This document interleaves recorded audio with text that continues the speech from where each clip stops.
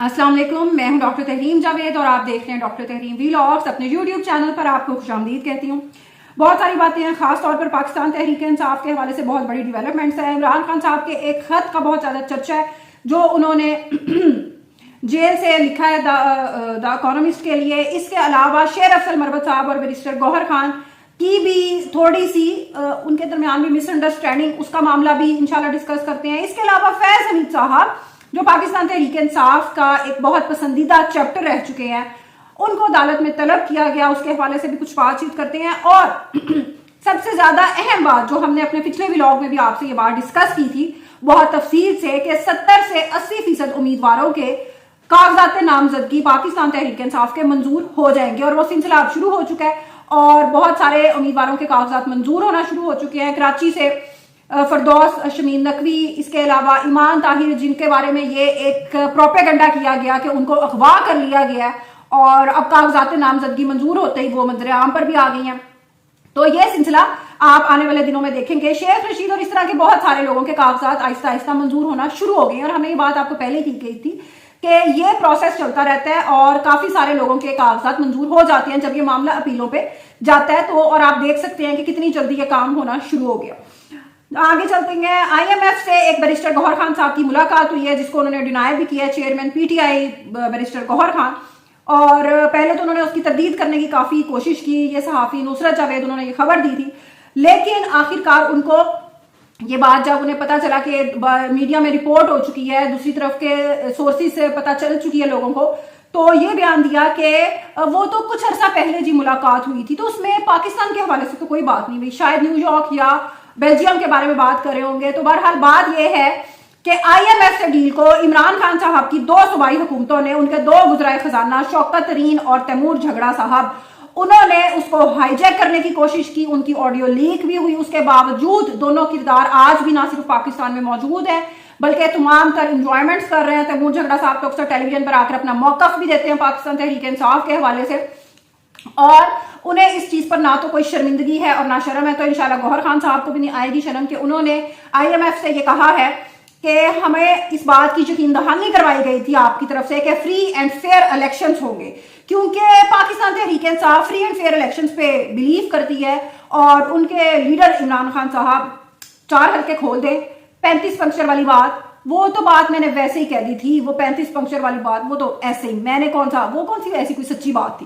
तो उनके लीडर साहब क्योंकि बहुत ज्यादा इंसाफ, जमहूरियत, आइन और कानून पे यकीन रखते हैं, तो फ्री एंड फेयर इलेक्शन उनको चाहिए। अगर free and fair election Pakistan में नहीं होते तो फिर पाकिस्तान रहे ना रहे क्या फर्क पड़ता है। बहरहाल आगे बढ़ते हैं। शेर अफजल मरवत साहब भी खबरों में काफी ज्यादा इन रहे। उन्होंने बहुत ज्यादा अफसोस का और बरहमी का इजहार किया कि उनके सीनियर वकला को, पाकिस्तान तहरीक इंसाफ के वकला को सीरियसली ले रही कोर्ट और अदालत में उनकी तौहीन की जा रही है, उनका मजाक बनाया जा रहा है और इसलिए हम चीफ जस्टिस काजी फायज साहब पर अदब एतमाद करते हैं। दूसरी तरफ बैरिस्टर गौहर खान साहब कहते हैं कि नहीं, हम तो एतमाद करते हैं।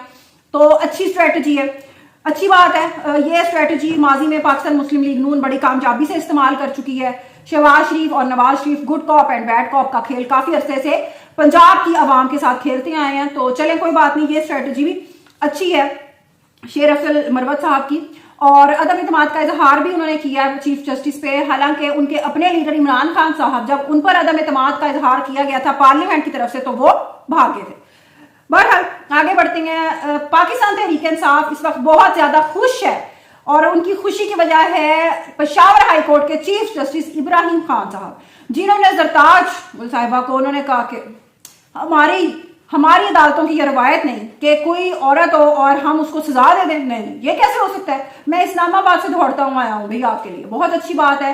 काश ये इंसाफ, मैं सिर्फ ये सोचती हूँ बहुत अच्छी बात है, हमें जरताज के साथ बहैसियत औरत बहुत ज्यादा हमदर्दी है। हालांकि माजी में वो औरतों के हवाले से अपने लीडर इमरान खान साहब के दिए गए बयान का ना सिर्फ घटिया किस्म के बयान का ना सिर्फ औरतों के हवाले से दफा करती रही बल्कि उनके साथ इस सारे प्रोसेस में शरीक रही, लेकिन फिर भी बहैसियत एक औरत के तौर पर हम अच्छी बात है कि जी उनको बहुत ज्यादा रिलीफ दिया जज साहब ने। लेकिन मुझे इंतजार है कि जो क्लाइंट्स जो हाई कोर्ट्स में दूर दराज के पूरे सूबे के जगहों से आए होते हैं कि हमें जी हमारा केस लगेगा, हमें इंसाफ मिलेगा, चीफ जस्टिस साहब काश जो 3 लाख केसेस पड़े हुए हैं पेशावर हाई कोर्ट में पेंडिंग, उनकी तरफ भी थोड़ी सी तवज्जो दे लें अपनी सियासी वाबस्तगियों से थोड़ा सा बालातर होकर, लेकिन ऐसा होगा नहीं क्योंकि ऑब्वियसली आप जानते हैं कि for the elite and by the elite इस मुल्क में बनाया भी कानून एलीट की तरफ से जाता है और वो होता भी एलीट के लिए, तो ये सिलसिला चलता रहता है। इसके अलावा फैज हमीद साहब के हवाले से हमने बात की थी। फैज हमीद साहब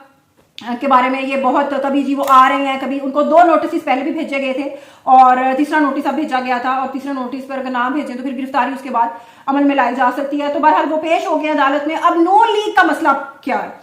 नून लीग का बड़े प्रॉब्लम में फंस गई है। वो समझते थे कि फैज हमीद को जो हमने इतना ज्यादा अंडर प्रेशर हम ले आए हैं अपने यूट्यूबर्स के जरिए, और अब वो अदालत आएंगे और बड़ा जी हम इलेक्शन में जाएंगे कि देखो जी जर्नैलों को कैसे हमने सीधा कर दिया, जिस तरह हमारी भोली भाली अवाम को बेवकूफ बनाया नून लीग ने कि देखें जी मुशर्रफ का एहतसाब किया हमने है। जस्टिस वकार सेठ बहुत ज्यादा इंसानी, उन्होंने बड़ा कमाल कर दिया और कबायली किस्म के उन्होंने फैसले दिए कि लाश को जी चौक में लटका दिया जाए। बहरहाल मुशर्रफ एक डिक्टेटर था, उसमें कोई शक नहीं है, लेकिन माजी की तरह इस इलेक्शन को भी नून लीग जर्नैलों को इस्तेमाल करके फैज हमीद का एहतसाब पेश करके कि देखें जी नवाज शरीफ ने आते सिविलियन सुपरमेसी, वाह जी वाह, फैज हमीद को हम अदालत में ले आए। अब फैज हमीद साहब अदालत में कहते हैं कि जी मैंने तो वही किया जो इस हुकूमत ने मुझे कहा था। और हुकूमत किसकी थी? शाहिद खाकान अब्बासी की थी। और शाहिद खाकान अब्बासी कौन था? नून लीग का बंदा था। और आज मौजूदा सूरत हाल क्या है कि शाहिद खाकान अब्बासी नून लीग से नाराज होकर साइड पर बैठा हुआ, कहता है मैंने इलेक्शन नहीं लड़ना, क्योंकि उसको उम्मीद थी कि अगला जो केयर टेकर सेटअप आ रहा है उसमें वजीर आजम मैं होऊंगा, मिफ्ता इस्माइल वजीर खजाना होगा निगरान, और वो सेटअप चलेगा कोई 2-3 साल। तो ऐसा हुआ नहीं। तो अब देखते हैं कि नून लीग के नाराज साबिक वजीर आजम शाहिद खाकान अब्बासी साहब इस बारे में क्या फैसला करते हैं कि उन्होंने क्या बयान देना है। इमरान खान साहब के हवाले से थोड़ी सी बात कर लेते हैं। इमरान खान साहब का खत जो उन्होंने द इकोनॉमिस्ट में लिखा है और जेल से वो खत मंजर आम पर आया है, उसमें उन्होंने वही बातें की हैं 9 मई के हवाले से, लेकिन हम उनकी कुछ ये बात करना चाहते हैं कि आज भी उनको किन 2-3 चीजें हैं जिनका उनको आज भी एहसास नहीं है।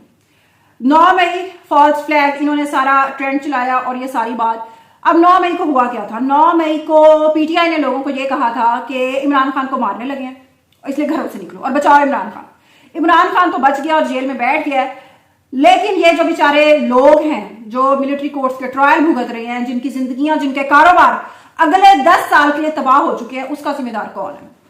इमरान खान साहब ने पार्टी इंट्रा पार्टी इलेक्शन, ये 2013 से केस चल रहा था, इन्होंने चूंकि उस वक्त हवाएं इनकी तरफ चल रही थी, इनके लिए सब सत्ते खैरा थी, आसिफ सईद खोसा, साकिब निसार, गुलजार साहब, हर बंदा इनकी फेवर में था, तो उन्होंने कहा ठीक है क्या फर्क पड़ता है, और आखिरकार वो केस फंस गया और इनके अपने गले पड़ गया। इसके बाद आज के दिन में भी इमरान खान साहब ने कुछ नहीं सीखा, अब तक कुछ नहीं सीखा तारीख से, और अब कह रहे हैं कि आर्टिकल 6 लगाऊंगा कि जितने भी इलेक्शन कमीशन के अरकान है ना, जिनको मैंने चूज किया था, इलेक्शन कमिश्नर मैंने ही लगाया था, सिकंदर सुल्तान राजा, इन सब के चेहरे मुझे याद है, और बाहर आते ही मैं आर्टिकल 6 लगाऊंगा इन पे। जबरदस्त हो गया है खान साहब। लेकिन उसके बाद आप पर क्या लगना है अगले 2-3 साल बाद, क्योंकि पाकिस्तान में तो ऐसे ही होते हैं ना, 3-4 साल बाद लोग बोर हो जाते हैं, नवाज शरीफ आता है, कभी इमरान खान आता है, तो उसके बाद आपके साथ क्या होना है ये देखने से ताल्लुक रखता है। शेर अफजल मरवत साहब की एक और बात हम इसमें वजाहत करना चाहेंगे, चीफ जस्टिस काजी फायद ईसा साहब के हवाले से। उन्होंने कहा कि हमारे जजेस तौहीन कर रहे हैं हमारे वकला की, और अशारा बेसिकली वो कर रहे थे शुएब शाहीन साहब और सरदार लतीफ खान खोसा साहब के हवाले से। चीफ जस्टिस काजी फायद ईसा वैसे तो बहुत ज्यादा अच्छी उनकी रेपुटेशन है और बहुत अच्छी उनकी जजमेंट्स भी हैं, लेकिन ये थोड़ी सी बात थोड़ी अजीब हो गई जो सरदार लतीफ खान खोसा साहब के हवाले से उन्होंने की कि वो अपने नाम के साथ सरदार ना लगाएं, लेकिन उसका एक पस मंजर है। उसका पस मंजर ये है कि लतीफ खोसा साहब मज़ाहिर नकवी साहब के वकील भी हैं, और मज़ाहिर नकवी साहब वही हैं जिनको बंदयाल साहब अपने साथ बिठाकर कहते थे कि मैं इनको साथ बिठाकर कोई खामोश पैगाम देता हूं। तो यू कैन वेल अंडरस्टैंड। इंशाल्लाह कल मिलेंगे एक नए ब्लॉग के साथ। अल्लाह हाफिज।